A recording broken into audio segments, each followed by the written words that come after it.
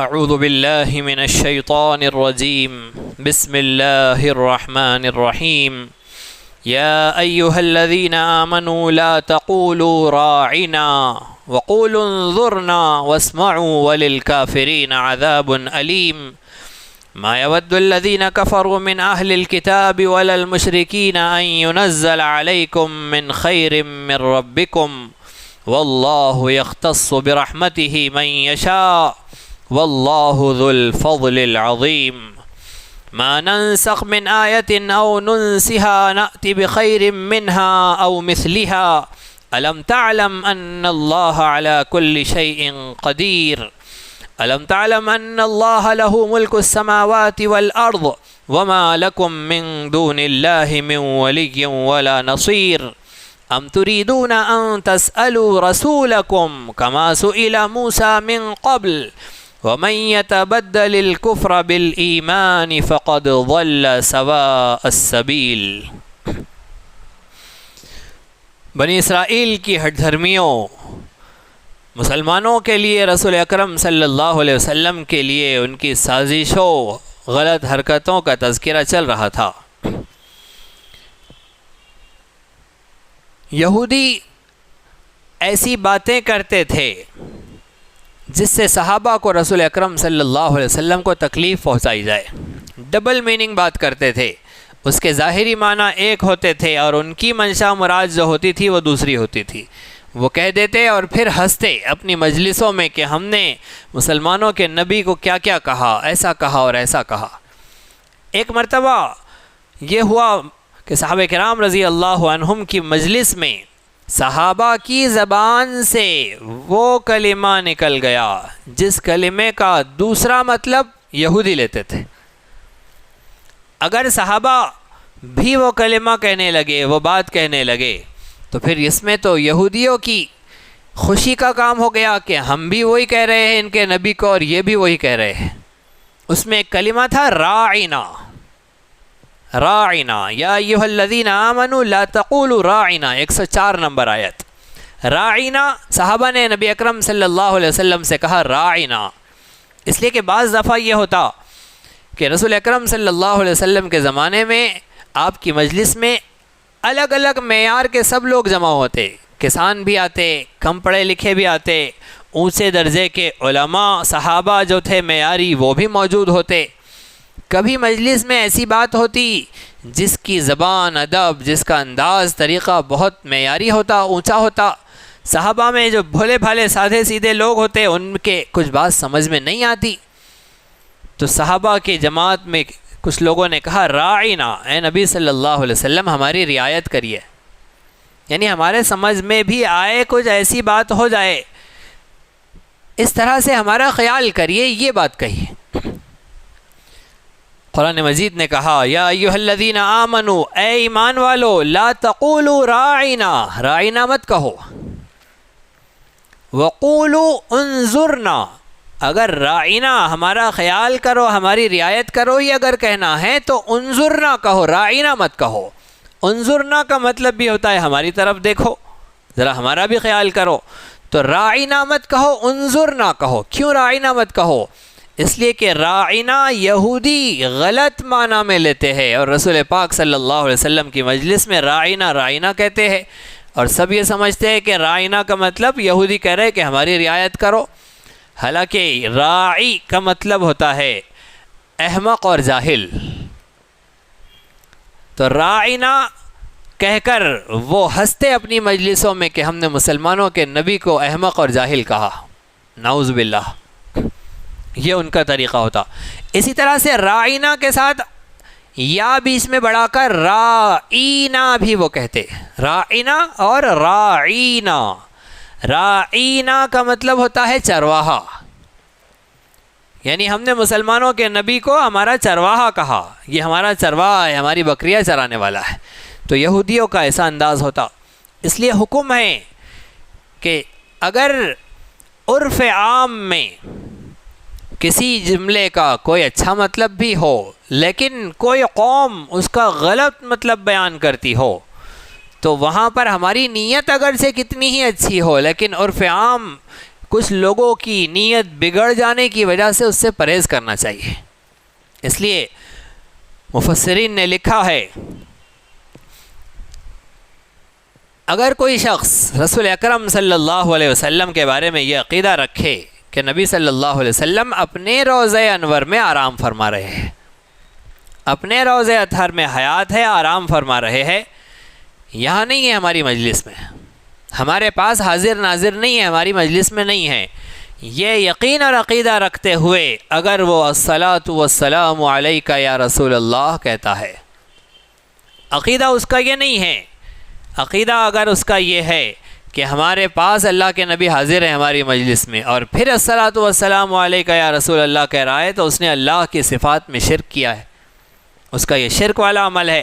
لیکن اگر اس کا عقیدہ صحیح ہے کہ آپ اپنے روضہ اطہر میں آرام فرما ہے، یہاں نہیں ہے حاضر ناظر، تو پھر الصلاۃ والسلام علیک یا رسول اللہ کہنا جائز ہے۔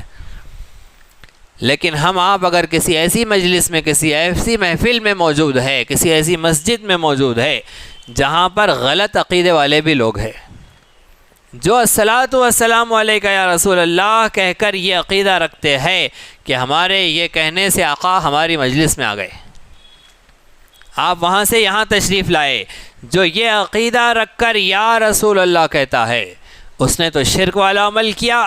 اب صحیح عقیدے والا بھی وہاں بیٹھ کر اگر یہ بات کہیں گا تو ان کے اس عقیدے کی ترویج ہوں گی، ان کے اس عقیدے کو صحیح ماننا ہوگا، لوگ ان کے اس عقیدے کا اسے بھی حامی اور ماننے والا سمجھیں گے، اس لیے ایسے موقع پر اسے الصلاۃ والسلام علیک یا رسول اللہ نہیں کہنا چاہیے۔ موقع محل کے اعتبار سے بات بدل جائیں گی، اس لیے وہاں پر نہیں کہنا چاہیے۔ کیا مسئلہ ہے الصلاۃ والسلام علیک یا رسول اللہ کا، وہ سمجھ لیجئے۔ ایک بات کو سمجھ لیجئے، اللہ رب العزت نے اس کائنات کا جو نظام بنایا ہے، اس میں بڑوں کے اوپر لازم اور ضروری ہے کہ وہ چھوٹوں کا ادب کرے، ایسا ہی ہے، چھوٹوں پر ضروری ہے کہ وہ بڑوں کا ادب کرے، بڑے پر لازم نہیں ہے کہ وہ چھوٹوں کا ادب کرے۔ لیکن اللہ رب العزت جو سب سے بڑے ہیں، جن پر کوئی قانون لاگو نہیں ہوتا، کوئی چیز نہیں، وہ بھی اپنے حبیب صلی اللہ علیہ وسلم کا ادب کرتے ہیں۔ اور سارے قرآن کریم میں اللہ رب العزت نے اپنے نبی صلی اللہ علیہ وسلم کو یا محمد کہہ کر کبھی نہیں پکارا، آپ کا نام کہہ کر کبھی نہیں پکارا۔ جب بھی آیا یا ایھا المزمل آیا، یا ایھا المدثر آیا، یا ایھا الرسول آیا، یا ایھا النبی آیا، یا محمد کہہ کر نام لے کر آپ کو کبھی اللہ نے نہیں پکارا۔ 4 جگہ آیا ہے محمد، لیکن پکارا نہیں گیا، تذکرہ ہوا ہے آپ کا نام لے کر۔ تو اللہ نے اپنے حبیب کے ادب کا یہ خیال رکھا، اور بڑوں کا ادب یہ ہے کہ چھوٹے ان کے پاس حاضر ہو۔ بڑوں کا ادب یہ نہیں ہے کہ چھوٹے اپنے پاس انہیں بلائے، بڑوں کو بلانا نہیں چاہیے، بڑوں کے پاس حاضر ہونا چاہیے، یہ ادب اور احترام ہے۔ اس لیے اللہ رب العزت نے اپنے نبی صلی اللہ علیہ وسلم کو سب سے زیادہ قابل احترام بنایا، سب سے زیادہ قابل احترام، اور آپ کے لیے ایک دربار متعین کر دیا، ایک آپ کی آرام گاہ متعین کر دی، روضہ مصطفیٰ صلی اللہ علیہ وسلم، وہ آپ کی آرام گاہ ہے، آپ کو وہاں رکھا اور آپ کو حضور بنایا۔ حضور، حضور کسے کہتے ہیں؟ حضور کہتے ہیں وہ ذات جس کے پاس حاضری دی جائے، جس کے پاس حاضر ہوا جائے۔ تو آپ کو حضور بنایا اور ساری کائنات کو حاضر بنایا۔ حاضر کہتے ہیں حاضری دینے والے کو، آنے والے کو۔ حضور بڑا ہوتا ہے، حاضر چھوٹا ہوتا ہے۔ اللہ نے اپنے حبیب کو حضور بنایا، آپ کو مسجد نبوی میں، روضہ مصطفیٰ میں، حجرہ عائشہ میں رکھا، اور ساری کائنات کو کہا کہ تم چھوٹے ہو، تم کو حاضر ہونا ہے۔ ہندوستان سے چل کر حاجی آقا کے دربار میں حاضر، بر صغیر سے چل کر، بر اعظم ایشیا سے چل کر، امریکہ سے چل کر، فجی آئی لینڈ سے چل کر، ناروے سے چل کر، دنیا کے کونے کونے خطے سے، ایک ایک جزیرے سے چل کر حاجی آقا کے دربار میں حاضر ہو رہا ہے، اس لیے کہ یہ حاضر ہے اور آقا حضور ہے۔ انسان ہی نہیں، جبرائیل بھی آسمانوں سے چل کر آقا کے دربار میں حاضر ہے. آقا مکے میں ہے، جبرائیل مکے میں حاضر. آقا مدینے میں ہے، جبرائیل مدینے میں حاضر. آقا تبوک میں ہے، جبرائیل وہاں حاضر. آپ بدر میں ہے، جبرائیل بدر میں حاضر. آپ اتنے بڑے ہیں کہ آپ کو اللہ نے حضور بنایا، اور جبرائیل امین سردار فرشتوں کا اسے بھی کہا تم بھی چھوٹے ہیں، تم بھی حاضری دو. یہاں تک کہ اللہ نے اپنی وحی کے بارے میں انتظام کیا کہ وحی بھی حاضر ہے. آپ جہاں موجود ہیں، آپ مکے میں ہیں وہی مکی بن کے حاضر، آپ مدینے میں ہیں وہی مدنی بن کے حاضر، آپ دن میں ہیں وہی نہاری بن کے حاضر، آپ رات میں ہیں وہی لیلی بن کر حاضر. جس حال میں رسول اکرم صلی اللہ علیہ وسلم جہاں ہیں، اللہ نے اپنی وحی کو، اپنے کلام کو، قرآن کو بھی حکم دیا کہ وہ بھی وہاں حاضری دے. تو اتنا بڑا بنایا اللہ نے اپنے حبیب صلی اللہ علیہ وسلم کو کہ آپ وہاں رہیں گے، کہیں نہیں جائیں گے، سب آپ کے پاس حاضری دیں گے. اب یہ خود جھبا خبا پہن کر اور امامہ پہن کر اور چادر ڈال کے اور گاڑے گاڑے سرمے اور کاجل لگا کر اور مردوں کے عطر اور خوشبوئیں لگا کر خود بیٹھے ہیں حضور غزالی زماں، حضور خطوب دوراں، حضور علامہ وقت، حضور فلاں، اور کیا کہتے ہیں؟ یا رسول اللہ آپ حاضر ہو. تو خود حضور بن گئے اور رسول پاک صلی اللہ علیہ وسلم سے کہہ رہے آپ حاضر ہو ہماری مجلس میں، یہاں کفرستان میں، ہماری مسجد میں، ہماری مجلس میں، ہمارے گھروں میں آپ حاضر ہو. کتنی بڑی گستاخی، کتنی بڑی بے ادبی ہے. اللہ تو اپنے حبیب کے لیے یہ نظام بنائے کہ آپ حضور ہے، ساری کائنات حاضر، اور یہ کہے خود کو حضور اور آقا سے کہے آقا حاضر ہو. اتنی بڑی گستاخی، اتنی بڑی گمراہی ہے، بے ادبی ہے رسول اکرم صلی اللہ علیہ وسلم کے ساتھ. ایسی گستاخی کا مرتکب ہوتا ہے وہ شخص جو یہ یقین کرتا ہے کہ جب میں کہوں گا الصلاۃ والسلام علیکہ یا رسول اللہ تب آقا حاضر ہو جائیں گے. اور اس حاضری کے بارے میں کیا کہا جاتا ہے پتہ ہے؟ کہاں حاضر ہوں گے؟ ادھر ادھر نہیں حاضر ہوں گے، یہاں ہمارے انگوٹھوں میں حاضر ہوں گے، ہمارے ناخن میں. اس لیے ایسا کیا جاتا ہے. یہاں پر حاضر ہو رہے ہیں، آپ یہاں آ رہے ہیں، اس لیے ہم آپ کو چوم رہے ہیں. تو آپ وہاں ہیں، آپ جہاں ہیں وہ خطہ کائنات کا نہیں، اس ساری کائنات کا، زمین کا نہیں، اس ساری کائنات کا سب سے متبرک ٹکڑا ہے. رسول اکرم صلی اللہ علیہ وسلم کا جہاں روضہ ہے، محدثین فقہا کا کہنا ہے کہ حجرہ مصطفیٰ کی زمین اتنی بابرکت ہے کہ اس کا مقام کعبۃ اللہ سے بھی بڑا ہے. کعبے کی زمین کا جتنا مقام ہے اس سے بڑا مقام اس زمین کا، اس خطے کا ہے جہاں آقا کریم صلی اللہ علیہ وسلم آرام فرما رہے اور ہم ان کو یہاں بلا رہے کفرستان میں. یہاں حاضر ہو. اتنا محترم مقام اللہ نے آپ کے لیے رکھا، وہاں متعین کیا. آپ وہاں ہیں، سب کو وہاں حاضری دینی ہے، آقا یہاں حاضر ہو نہیں کہنا ہے. تو یہ گستاخی ہے. ایسا عقیدہ رکھنے والا گستاخ ہوتا ہے، اور جو یہ عقیدہ نہیں رکھتا ہے، جس کا یہ عقیدہ نہیں ہے کہ آپ یہاں حاضر ہو رہے، پھر اس کے لیے جائز ہوتا ہے کہنا. لیکن کہاں جائز ہوتا ہے؟ جہاں وہ عقیدہ نہ ہو، وہاں پر جہاں غلط فہمی پیدا نہیں ہونے والی ہے وہاں پر جائز ہوتا ہے. جہاں غلط فہمیاں پیدا ہو جائیں گی وہاں کے لیے جائز نہیں ہوتا.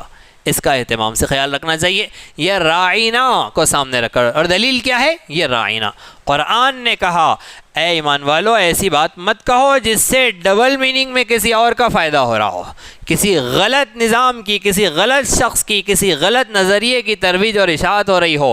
ایسی بات اپنی زبان سے مت نکالو، اگرچہ تمہاری نیت صحیح ہو، اگرچہ تمہارا مطلب صحیح ہو، لیکن کسی کی غلطی کو اگر پروان چڑھانا ہو رہا ہے تو مت کہو.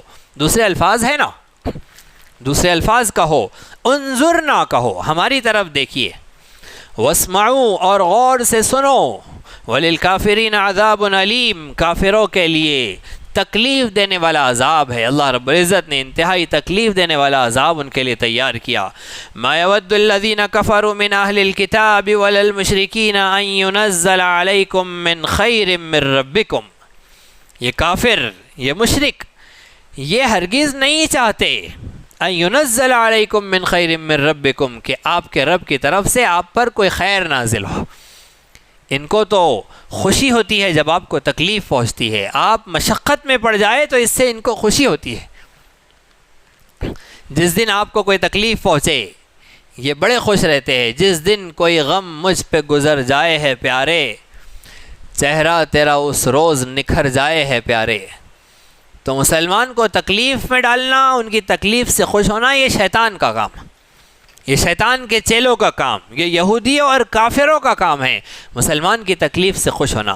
اور مسلمان کی کیا علامت ہے، مسلمان کا کیا کام ہے، اس کی کیا پہچان ہے؟ اس کی پہچان ہے مثل المؤمنین فی توادہم وتراحمہم وتعاطفہم مثل الجسد اذا اشتكى منه عضو تداعى له سائر الجسد بالسهر والحمى۔ نبی صلی اللہ علیہ وسلم نے فرمایا مومنین کی مثال آپس میں ایک دوسرے سے محبت میں، ایک دوسرے سے نرمی اور شفقت میں ایک جسم کی مانند ہے۔ جسم کے کوئی حصے میں اگر درد ہو، کوئی مرض ہو، تکلیف ہو، تو سارا جسم اس عضو کے لیے رات بھر بخار اور بے خوابی میں مبتلا رہتا ہے۔ چھوٹی سی انگلی میں درد ہو رہا ہے پاؤں کی، لیکن سارا جسم بخار میں مبتلا ہے، جسم کا ہر حصہ اس تکلیف میں شریک ہوا ہے اس انگلی کے۔ یہ ہے مومنین کی مثال آپس میں رحمت میں، شفقت میں، محبت اور عنایت میں۔ علامہ اقبال نے فرمایا ابتلائے درد کوئی عضو ہو روتی ہے آنکھ، ابتلائے درد کوئی عضو ہو، درد میں کوئی جسم کا حصہ مبتلا ہو، روتی ہے آنکھ، کس قدر ہمدرد سارے جسم کی ہوتی ہے آنکھ۔ مومنین کی مثال حدیث پاک میں دی گئی، لہذا مومن کی تکلیف پر تکلیف محسوس کرنا یہ مومن کے ایمان کی شان ہے، اور اس کی تکلیف پر ہنسنا یہ کفر کی علامت ہے، یہ یہودیت کی علامت ہے۔ انٹرنیٹ کی دنیا میں کامیڈی کی، ہنسانے کی جو ویڈیوز بنا دی جاتی ہے، اس میں ایک شخص دوسرے کو دھکا دیتا ہے اور اس کے گرنے پر سب ہنسنے لگتے ہیں، کوئی کسی کا مذاق اڑاتا ہے، دل توڑتا ہے اور سب ہنسنے لگتے ہیں، کسی کا پاؤں پھسل گیا سب ہنسنے لگتے ہیں۔ یہ دیکھ دیکھ کر ہمارے بچوں کا بھی مزاج بن گیا کہ کوئی گرے تو اسے تھامتے نہیں ہیں، اس کا خیال کر کے پوچھتے نہیں ہیں کہ بھائی کیا ہو گیا، زیادہ تو نہیں لگ گیا، یہ نہیں پوچھتے، بلکہ اس کے پھسلنے پر ہنستے۔ کچھ غلط چیز کھا لی پی لی تو ہنستے ہیں اس پر۔ دو احباب بیٹھے ہوئے ساتھ میں، اب پانی میں نمک ملا دیا ہے، شربت میں مرچی ملا دی ہے، چائے میں مرچی ڈال دی ہے، اور جیسے ہی اس نے پیا ہے تو اب اس کے چہرے کو دیکھ کر ایک ایک سے سب ہنس رہے ہیں۔ تو یہ مسلمان کی تکلیف پر ہنسنا یہ کفر کی، یہودیت کی نشانی ہے۔ مسلمان کی تکلیف پر تکلیف محسوس کرنا، اسے تکلیف سے بچانا۔ نبی صلی اللہ علیہ وسلم نے فرمایا المسلم من سلم المسلمون من لسانہ ویدہ، مسلمان وہ ہے جس کے ہاتھ اور زبان سے دوسرا مسلمان محفوظ رہے۔ اپنی حرکت سے کسی کو تکلیف پہنچانا یہ اسلام نہیں ہے، اپنی حرکت سے کسی مسلمان کو تکلیف سے بچانا، اس کی تکلیف پر درد محسوس کرنا، یہ ہے اسلام۔ اس کی تکلیف میں جاگنا، اس کی تکلیف میں دوڑ دھوپ کرنا، اس کو راحت اور آرام پہنچانے کے لیے محنت مشقت کرنا اللہ کو اتنا پسند ہے کہ کئی سال کے اعتکاف سے بڑھ کر مسلمان کی ہمدردی اور خیرخواہی میں محنت مشقت کرنا، بھاگنا دوڑنا ہے۔ تو یہ اتنا خوبصورت عمل ہے، ہمارے یہاں تو اس کو دین سمجھا ہی نہیں جاتا ہے، یہ ریلیجیس ورک نہیں ہے، سوشل ورک ہے، یہ تو سب کر رہے ہیں، انتہائی عظیم کام ہے۔ مسلمان کے ساتھ کرنا یہ تو ایک الگ شان رکھتا ہے۔ ہاں، ہر بیمار کے لیے، چاہے وہ مسلم ہو چاہے غیر مسلم ہو، ہر مسلمان کی راحت ہو، ہر پیشنٹ کی، ہر بیمار کی تکلیف کے اندر دوڑنا، کوشش کرنا، وہ بھی اجر دلاتا ہے، لیکن مسلمان کے لیے تو اور زیادہ۔ وہ اس لیے کہ مسلمانوں کو رسول اکرم صلی اللہ علیہ وسلم نے ایک جسم کی مانند بنا کر گئے ہیں۔ وحدت اسلامی، اخوت اسلامی، اسلام کے نام پر ایک ہو جانا، اسلام کے نام پر متحد اور متفق ہو جانا، یہ سب سے عظیم رشتہ ہے، سب سے عظیم۔ اس کے سامنے بھائی نہیں آنا چاہیے، اس کے سامنے باپ نہیں آنا چاہیے، اس کے سامنے اولاد نہیں آنی چاہیے۔ سب سے بڑا رشتہ اسلام کا رشتہ ہے، اس کا حکم دیا رسول اکرم صلی اللہ علیہ وسلم نے، مسلمانوں کو متحد اور مجتمع کیا۔ اس لیے مسلمان کی ہمدردی و خیرخواہی میں دوڑنا بھاگنا یہ بہت زیادہ اجر و انعام کا ثواب کا باعث ہے۔ تو یہودی چاہتے تھے، مشرکین چاہتے تھے کہ رسول اکرم صلی اللہ علیہ وسلم کو کوئی خیر نہ پہنچے، ان پر تکلیفیں اور مشقتیں آئیں، اور مسلمان یہ چاہتا ہے کہ ہر مسلمان کو ہر خوشی مل جائے، ہر خوشی اس تک پہنچ جائے۔ یہ کیوں کرتے تھے مشرکین؟ انہیں حسد تھا، وہ کہتے تھے کہ مسلمانوں کے نبی محمد یہ بنو اسماعیل میں کیوں آ گئے؟ انہیں کیوں نبوت مل گئی، ہمارے پاس کیوں نہیں ملی، ہمارے خاندان میں کیوں نہیں ملی؟ تو یہ اللہ پر اجارہ داری کرنے والے، اللہ کے فیصلے پر اعتراضات کرنے والے کون ہوتے ہیں؟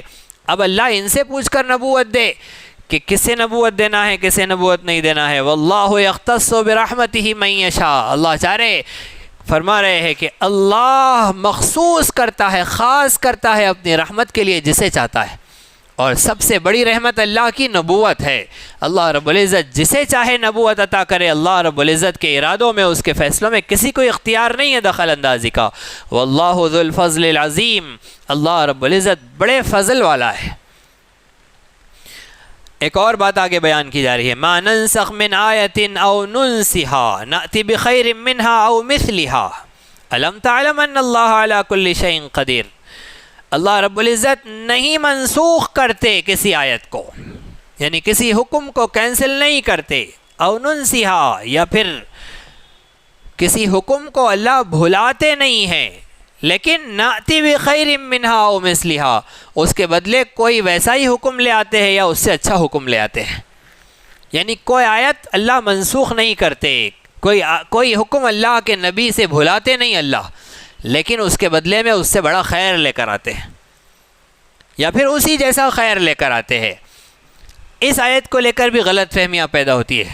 ہمارے یہاں کا ایک جاہل تھا، پنڈت دیانند سرسوتی، بڑا جاہل، بڑا منہ پھٹ اور انتہائی بڑا گستاخ، رسول اکرم صلی اللہ علیہ وسلم کے ارشادات پر، قرآنی آیات پر اپنی زبان درازیہ کیا کرتا تھا۔ اس نے اس آیت پر کہا ما ننسخ من آیت او ننسها، یعنی تمہارے اللہ آیتوں کو منسوخ بھی کرتے ہیں، کینسل بھی کرتے ہیں، بھلاتے بھی ہے، پھر دوسرا لے کر آتے ہیں، ایک چیز ہٹا کر دوسری لے کر آتے ہیں۔ یعنی اللہ کو پتہ نہیں ہے کہ کیا لانا چاہیے تھا، پہلے کچھ تو بھی دوسرا دے دیا، اس کے بعد نہیں یہ نہیں ہونا چاہیے، اس کو منسوخ کیا، پھر دوسرا دیا۔ تو اس طرح اللہ رب العزت کے فیصلے پر اعتراض۔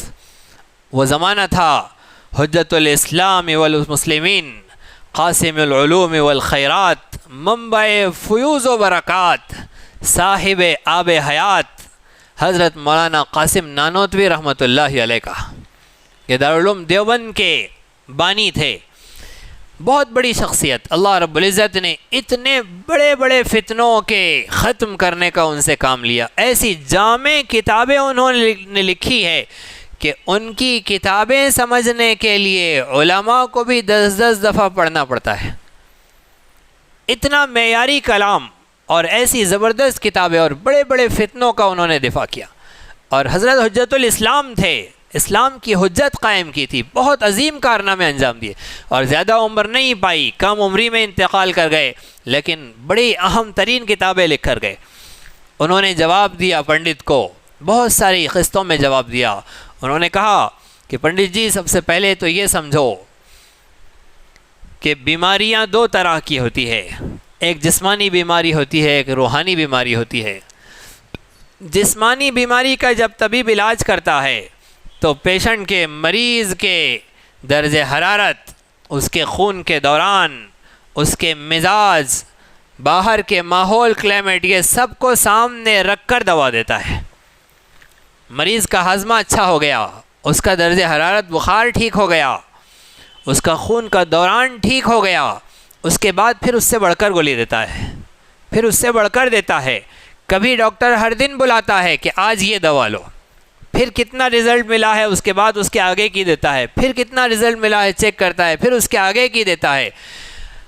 اب اگر پیشنٹ یہ اعتراض کرے کہ یہ کون سا ڈاکٹر ہوا، اس کو معلوم نہیں تھا کہ کون سی دوا دینی چاہیے مجھے، آج الگ دے رہا ہے، کل الگ دے رہا ہے، پرسوں الگ دے رہا ہے، یہ کوئی فیصلہ ہے یا نہیں ہے؟ فیصلہ ان کا کوئی مرض پکڑا یا نہیں ہمارا پکڑا ہے؟ بس تجربے کر رہے ہیں الٹے سیدھے، کبھی کوئی دوا، کبھی کوئی دوا، کبھی کوئی دوا۔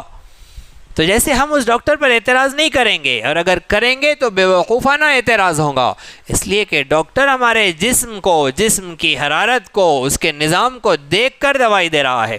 ایسے ہی روح کی بیماریاں ہوتی ہیں، اور روح کی بیماریوں والے کو علاج کرنے میں بھی اسی طرح کا خیال کرنا پڑتا ہے کہ پہلے وہ دوا دینی ہوتی ہے جو اسے سوٹ ہو جائے، اس کے لیے فائدہ مند ہو جائے، پھر جب اس کا معیار اونچا ہو تو پھر دوسری دوا دی جاتی ہے، پھر معیار اونچا ہو پھر دوسری دوا دی جاتی ہے، تو پچھلی دوا کو کینسل کیا جاتا ہے، اسے کہتے ہیں منسوخ کرنا۔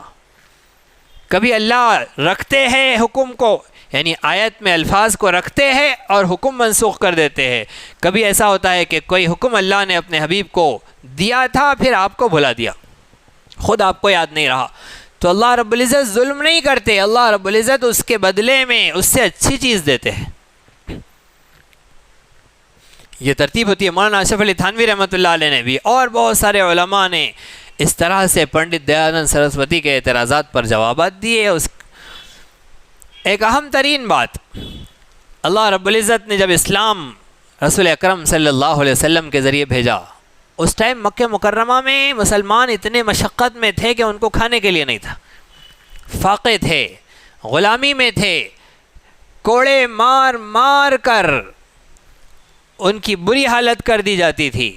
اب ایسے میں اگر روزے بھی فرض ہو جاتے، بیچاروں کو کھانے ہی کے لیے نہیں ہے، غلاموں کو مار مار کر حلق سوکھ رہا ہے، پھر اسلام بھی ان پر روزہ فرض کر رہا ہے، تو بات سمجھ میں نہیں آتی۔ اس وقت روزے فرض نہیں ہوئے، لیکن بعد میں جب اسلام ترقی پر ہوا، غالب ہوا، مدینہ منورہ میں مسلمانوں کو غلبہ حاصل ہوا، ان کی تجارت کا نظام، ان کے لیے زندگی کی راحت و آرام کا نظام ہوا، پھر کھانے پینے کا سامان بھی ہو گیا، اللہ رب العزت نے اب حکم دیا کہ ٹھیک ہے صبح صادق سے پہلے کھا لو، غروب آفتاب کے بعد کھا لو، بیچ میں روزے دے دیے، اب روزہ رکھو۔ پہلے اللہ کو روزے فرض کرنا ہی تھا تو شروع سے کر دینا تھا، بعد میں کیوں کیا؟ یہ اللہ پر اعتراض، اللہ کے فیصلے پر اعتراض، بے وقوفانہ اعتراض ہے۔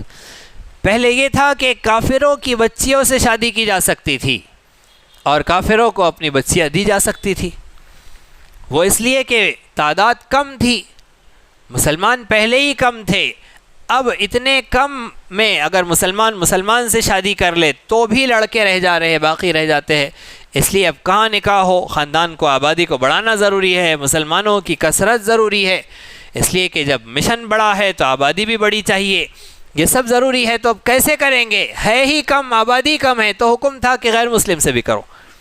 لیکن جیسے ہی مدینہ منورہ میں تعداد بھی بڑھ گئی، اسلام کو غلبہ ہوا، مسلمان کثرت میں آ گئے، پھر حکم ہو گیا کہ اب غیر مسلم سے، کافر سے نکاح کرنا حرام ہے، نہ اپنی بچی دینا جائز، نہ ان کی بچی لانا جائز۔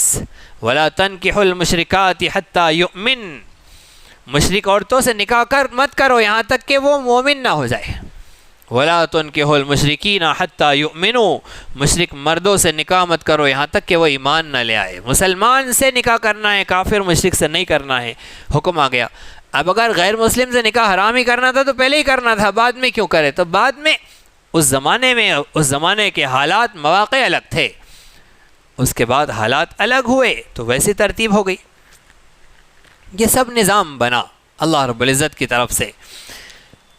یہ اعتراضات کرنا، اس کا جواب پہلے سے موجود ہے، ما ننسخ من آیت او ننسیھا، اللہ رب العزت نہیں منسوخ کرتے کوئی آیت، او ننسیھا یا نہیں بھلاتے کوئی آیت، نہ آتی، اللہ فرما رہے ہم لے آتے ہیں بخیر منہا، اس سے بہتر آیت، اس سے بہتر حکم لے آتے ہیں، او مثلھا یا اسی جیسی آیت لے آتے ہیں۔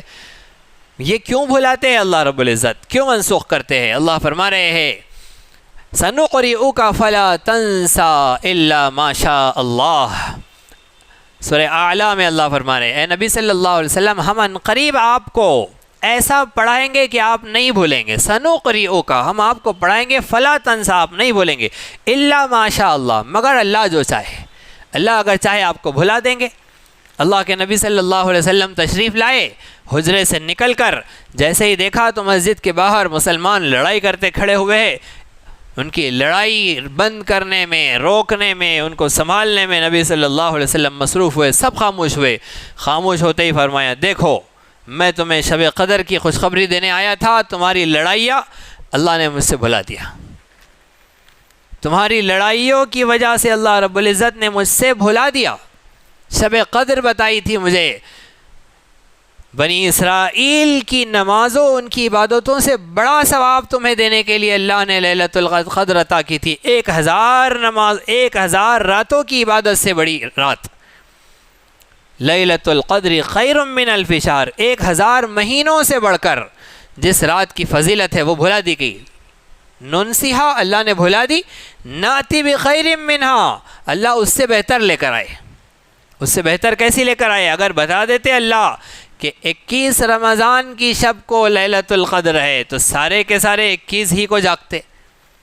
اب اللہ نے فرما دی کہ رمضان میں آئے گی، رمضان کے آخری عشرے میں آئیں گی یا آخری عشرے کی طاق راتوں میں آئیں گی، تو ایک رات کے بدلے 5 رات مل گئی، اس سے بہتر ہو گیا۔ ناتی بخیر منہا، اس سے بہتر کام ہو گیا۔ تو یہ اللہ رب العزت کی شان ہے۔ بھلانے سے شریعت کا کوئی نقصان نہیں ہوا، امت کا کوئی نقصان نہیں ہوا، فائدہ ہی ہوا۔ ہم نے مثال میں 21ویں شب بیان کی، اگر 27 بھی کہہ دیتے تو پھر چلو 27 کے حق میں مولوی صاحب بھی ہے، لہٰذا 27 ہی رکھی جائے۔ تو پانچوں میں 21، 23، 25، 27، 29 پانچوں راتوں میں سے کسی رات میں لیلۃ القدر ہوگی، پانچوں میں عبادت کی جائے، اللہ رب العزت کو راضی کیا جائے۔ ہم ہماری یہ مجلس بھی ان راتوں میں رکھیں گے انشاءاللہ، اور صرف 5 میں نہیں رکھیں گے، ہم تو 10 میں رکھیں گے انشاءاللہ، کہ 10 راتوں میں یہ مجلس ہوگی اور جس میں ہم قرآن کے ساتھ رمضان کو وصول کریں گے۔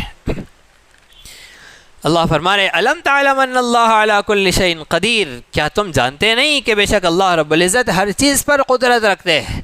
اللہ کی قدرت، اس کی کاریگری، اس کی شہنشاہی کے کیا کہنے، تمہیں پتہ نہیں؟ الم تعلم ان اللہ لہ ملک السماوات والارض، کیا تمہیں نہیں پتا کہ بے شک اللہ وہ ذات ہے، لہ ملک السماوات والارض، جس کے لیے آسمانوں اور زمین کی بادشاہت ہے۔ وما لکم من دون اللہ من ولی ولا نصیر، اور نہیں ہے تمہارے لیے اللہ کے علاوہ کوئی مددگار اور کوئی نگران۔ اللہ کے مقابلے میں کوئی مدد نہیں کر سکتا، اللہ کے مقابلے میں کوئی ساتھ نہیں دے سکتا۔ ام تريدون ان تسألوا رسولكم كما سئل موسى من قبل ومن يتبدل الكفر بالایمان فقد ضل سواء السبیل۔ اللہ فرما رہے ہیں، ام تريدون، اے مومنو کیا تم چاہتے ہو، ان تسألوا رسولکم، کہ تم اپنے رسول سے ویسے سوالات کرو، کما سئل موسیٰ من قبل، جیسے سوالات حضرت موسیٰ علیہ السلام سے کیے گئے تھے۔ بنی اسرائیل جیسے حضرت موسیٰ علیہ السلام سے سوالات کرتی تھی، کیا تم بھی ایسے سوال کرنا چاہ رہے ہو؟ وَمَن يَتَبَدَّلِ الْكُفْرَ بِالْإِيمَانِ فَقَدْ ضَلَّ سَوَاءَ السَّبِيلِ، یاد رکھو جو ایمان سے کفر کو بدل دے گا، ایمان کو ہٹا دے گا، کفر کو لے آئے گا، وہ بدترین گمراہی میں جائیں گا۔ فقط ضل سواء السبیل، تو سوال کرنا بڑی اچھی چیز ہے۔ نبی صلی اللہ علیہ وسلم نے فرمایا، السؤال نصف العلم، سوال آدھا علم ہے، جواب آ جائے تو علم مکمل ہو جاتا ہے۔ لیکن بنی اسرائیل کیسے سوالات نہیں کرنے؟ نبی صلی اللہ علیہ وسلم پر قرآن نازل ہوا، اللہ نے فرمایا، یا ایھا الذین آمنوا لا تسألوا عن اشیاء ان تبد لکم تسؤکم، اے ایمان والو زیادہ سوالات مت کیا کرو، اگر زیادہ سوال کرو گے تو تمہارے لیے مشقتیں بڑھ جائیں گی۔ ان تبد لکم تسؤکم، اگر جواب مل گیا تو تمہیں تکلیف پہنچ جائے گی، اس لیے کہ جیسی تکلیف ہے، جیسے بنی اسرائیل کی ابھی گزشتہ دروس میں بات ہوئی، انہوں نے کیا سوال کیا؟ گائے ذبح کرنا ہے تو گائے کیسی ہو؟ حکم تھا ان تذبحوا بقرہ، سیدھے جاتے گائے خرید کر لاتے، ذبح کر دیتے، ہو گئی تھی بات ختم۔ ماں ہی اے موسیٰ اپنے رب سے پوچھو کہ گائے کیسی ہونی چاہیے، تو گائے بوڑھی بھی نہیں ہونی چاہیے، بالکل جوان بھی نہیں، درمیانی ہونی چاہیے۔ چلے جاتے ایک ادھیڑ عمر درمیانی گائے لے آتے، نہیں اس کا رنگ کیسا ہونا چاہیے؟ اب رنگ پوچھا، ما لونہا، زرد رنگ کی لے آؤ، اب زرد رنگ گائے ڈھونڈنے میں لگے ہوئے۔ پھر آئے زرد رنگ کی گائے کے بعد، کہا کہ بتا دو ہمیں ایک مرتبہ، آخری مرتبہ کہ کیسی ہونا؟ فرمایا کہ اس کے جسم پر کوئی نشان نہیں ہونا، یعنی کھیتی کرنے کے، ہل چلانے کے، پانی دینے کے لیے جو آلات گائے کے بیل کے گردنوں پر رکھتے ہیں جس سے اس کے نشانات پڑ جاتے ہیں، وہ نشان نہیں ہونا، نہ کھیتی کی ہوئی ہونا، نہ پانی پلائی ہوئی ہونا زمین کو، اور مشقت ہو گئی۔ جاتے ایک گائے لے آتے، ذبح کر دیتے، مشکل ختم ہو جاتی۔ یہ تھا بنی اسرائیل کا طریقہ اپنے لیے مشقتیں پیدا کرنے کا۔ ایسے سوالات مت کرو، سوال کرو گے مشقتوں میں پڑ جاؤں گے۔ اب اعتکاف میں لوگ بیٹھتے ہیں، اعتکاف میں بیٹھے تو مولوی صاحب گرمی کے دن ہیں، نہانے کے واسطے گھر پہ جا سکتے کیا؟ تو نہانے کے واسطے گھر پہ جا سکتے کیا؟ اب سیدھے سیدھے نیچے جاتے، وضو کرنے تھا تو وضو کرنے کے بجائے بکیٹ ڈال دیتے پانی بھر کے اور آ جاتے، بات ختم ہو جاتی۔ لیکن سوال کیا کہ گھر پہ جا کے غسل کر سکتے کیا؟ تو جواب آ گیا کہ صرف جمعہ کا غسل کر سکتے، روزانہ بھی نہیں کر سکتے، مطلب نیچے مسجد میں بھی نہیں کر سکتے۔ سوال کرے مشقت میں پڑ گئے۔ ایک مسجد کے ایسے سامنے وضو خانہ ہوتا ہے، پائپ لگا ہوا ہوتا ہے، ادھر سے بھی ٹوٹیاں ہوتی ہے، ادھر سے بھی ٹوٹی ہوتی ہے، اور ادھر حمام وغیرہ میں وہاں پر بھی وضو خانے ہوتے ہیں، وہاں پر بھی وضو کر سکتے ہیں۔ سوال کر لیا کہ اعتکاف میں جو ہے وہ حمام میں وضو کر سکتے ہیں کیا؟ تو جواب آیا کہ مسجد کے اس طرف جو ٹوٹیاں ہیں نا پائپ پر لگے ہوئے، وہیں پر وضو کر سکتے ہیں، ادھر جا کے بھی نہیں کر سکتے۔ پائپ انگھال کر ادھر بھی نہیں جا سکتے، وہاں بھی نہیں، وہاں جانا تو دور کی بات، یہاں بھی نہیں کر سکتے، ادھر کرنا پڑے گا، پائپ کے اس طرف جو مسجد کی طرف کا حصہ ہے، ادھر کے حصے میں وضو کرنا، ادھر نہیں جانا۔ تو جتنے سوالات کریں گے اتنی مشقتوں میں پڑتے جائیں گے۔ تو جو بات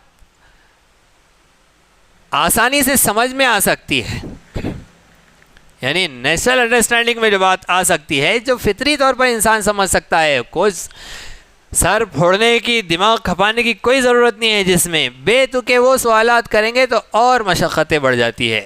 اس لیے سوال کرنا چاہیے، لیکن علمی سوال ہو، کام کا سوال ہو، ضرورت کا سوال ہو۔ اور ایک چیز بڑی اہم ہے، سوال کون سا ہونا چاہیے؟ سوال اپنے بارے میں ہونا چاہیے، ہم کو یہ کرنا ہے، کیسا کرنا۔ ہم ایسا سوال نہیں کرتے، ہم وہ فلاں اگر ایسا کرے تو کیسا رہیں گا، وہ اگر ایسا کرے تو کر سکتے ہیں کیا؟ تو وہ حکیموں کے پاس جا کے کرنا چاہیے۔ حکیموں کو ایسا سوال کیا جاتا ہے، اس لیے کہ حکیم سے بیماری چھپائی جاتی ہے نا۔ حکیم صاحب ہمارا مسئلہ نہیں، ہمارے دوست کا مسئلہ ہے، حکیم صاحب سمجھ جاتے ہیں کس کا مسئلہ ہے، ٹھیک ہے، ان کے سامنے بول سکتے ہیں اس طرح سے۔ مولوی سے نہیں پوچھنا چاہیے ایسا مسئلہ کہ فلاں کا مسئلہ ہے وہ ایسا کرے، تو اس لیے کہ مسئلہ سامنے والے کے حساب سے بنتا ہے۔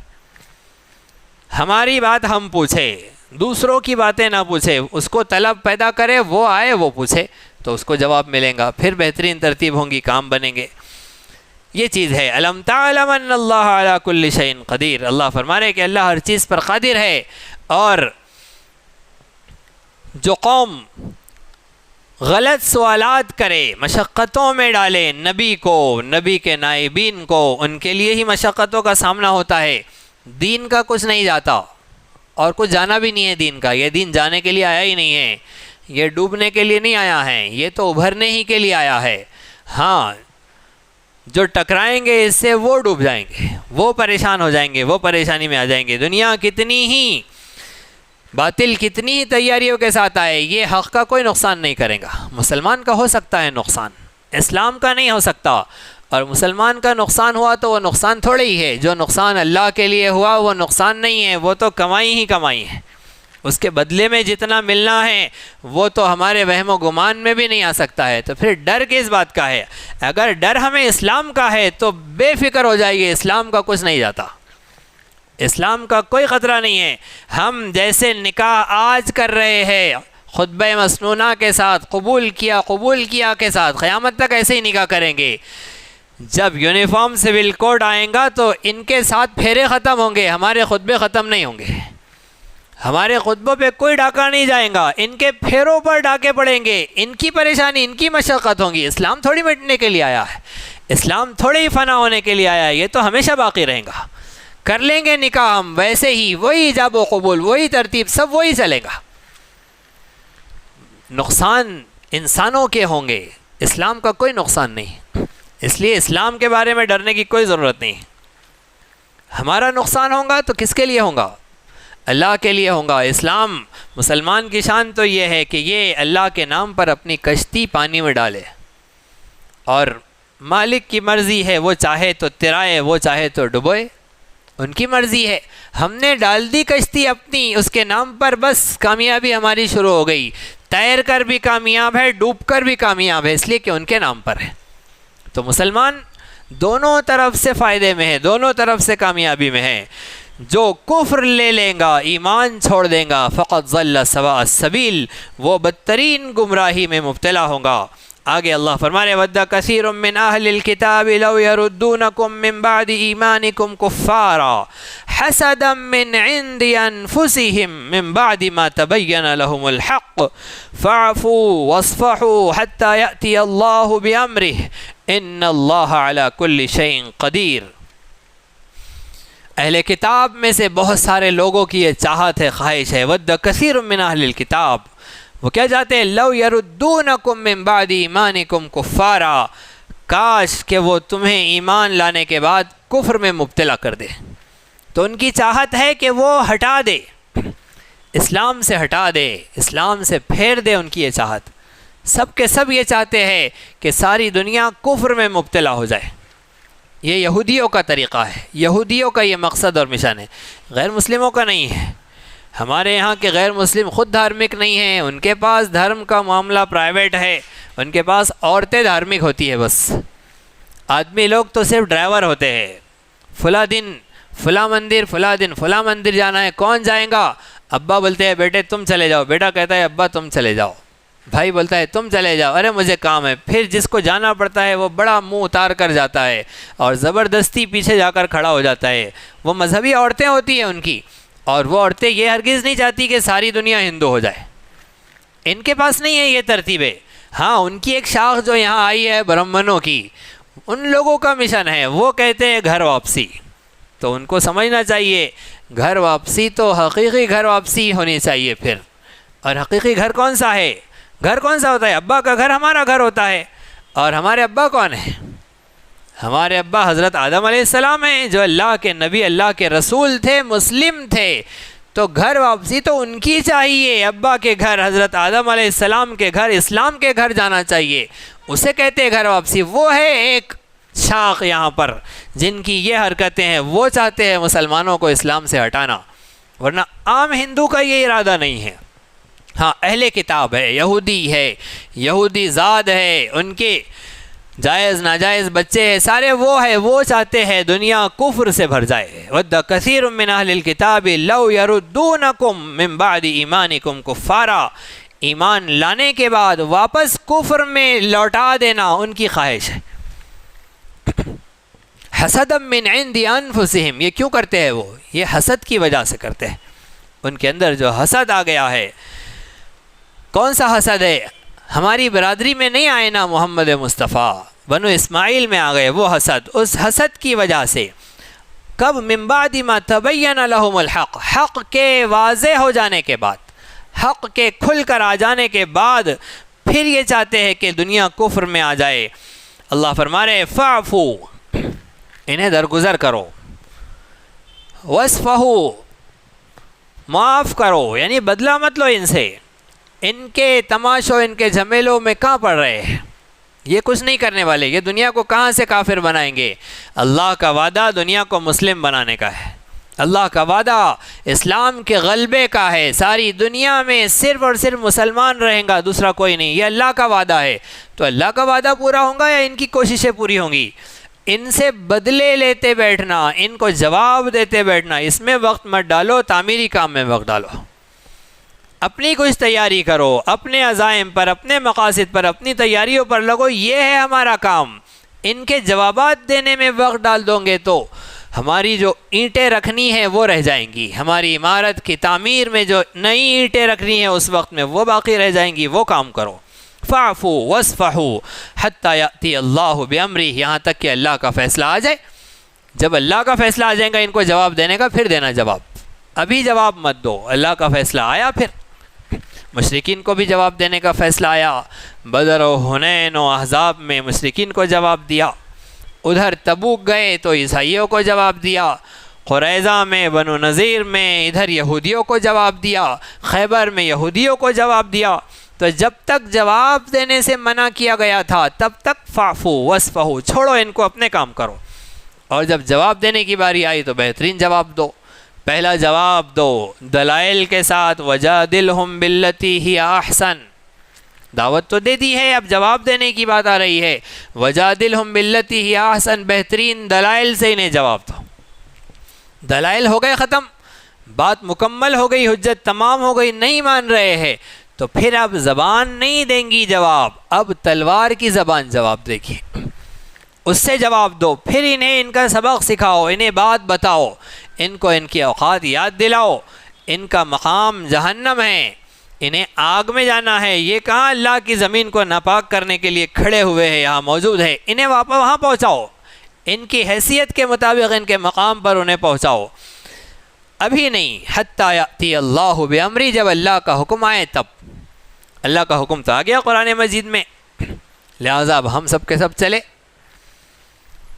تو ہم سب کے سب چلیں گے، اگر اللہ کا حکم آ گیا ہے تو ہمیں تو سعادت مل جائیں گی، لیکن ساری امت رہ جائیں گی، ساری امت کو لے کر چلنا ہے، پوری امت کو سعادت دلانا ہے، اس لیے امت کی تعمیر کر کے لے جانا ہے، اور امت کا ہر فرد تو نہیں آئے گا، ٹھیک ہے، جو مسلمان 5 وقت نماز پڑھ کے حلال کما کر کھانے کی تیاری میں رہنے دو اس کو، وہ رہیں گا اپنی روزی روٹی کمانے میں، کھانے میں، اپنی مسلمانی میں، لیکن اتنی جماعت تیار ہو جتنی جماعت کافی ہو، اللہ کی مدد و نصرت کے بعد جتنی جماعت کافی ہو جائے اتنی تو تیار ہو۔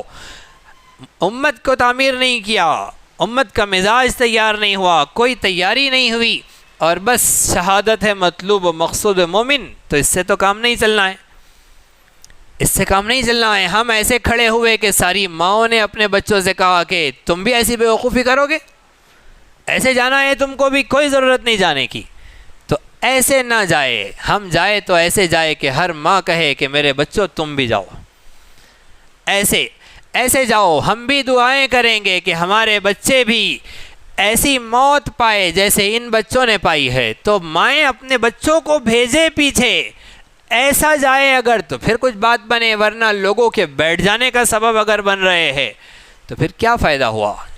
اس لیے امت کی تعمیر کا موقع ہے، امت کی ملت کی تعمیر کا وقت ہے، تو ان کی تعمیر ہو، ان کی تربیت ہو، ان کو بنایا سوارا نکھارا جائے، اور وہ کون بنائے گا؟ وہ قرآن بنائے گا، قرآن کریم تیار کریں گا، تو ہم وہ عادات وہ صفات کو اپنائیں جو اللہ کو پسند ہے، یہ یہودیوں کی عادتوں سے بچے جس سے اللہ ان سے ناراض ہوا۔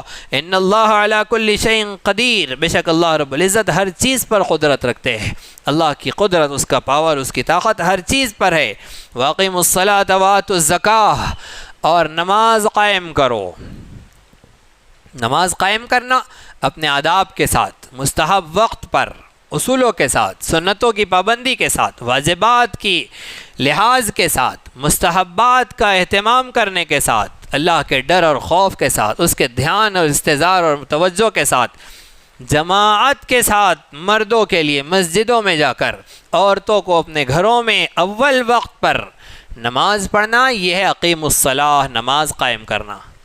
ان میں سے کوئی چیز چھوٹ گئی تو وہ نماز پڑھنا تو ہو جائے گا، نماز قائم کرنا نہیں ہوگا، تو نماز قائم کرنے میں یہ سب چیزیں داخل ہے۔ وآتوا الزکاۃ، اور زکوٰۃ ادا کرو۔ زکوٰۃ کتنا اہم ترین حکم ہے، ہم اس سے پہلے بھی پڑھ چکے ہیں، پھر پڑھ رہے ہیں، اور قرآن مجید میں جہاں جہاں اللہ نے نماز کو بیان کیا وہاں ساتھ زکوٰۃ کو بیان کیا۔ اس سے پتہ چلا کہ جس کی زکوٰۃ قبول نہیں اس کی نماز بھی قبول نہیں، اس لیے کہ دونوں ساتھ میں ہیں۔ ایک نماز کا تو پابندی کرنا، زکوٰۃ فرض ہونے کے بعد بھی ڈنڈی مارنا، اس میں نماز کا بھی ہم نقصان کر دیں گے۔ واقیموا الصلاۃ وآتوا الزکاۃ، نماز قائم کرو اور زکوٰۃ ادا کرو۔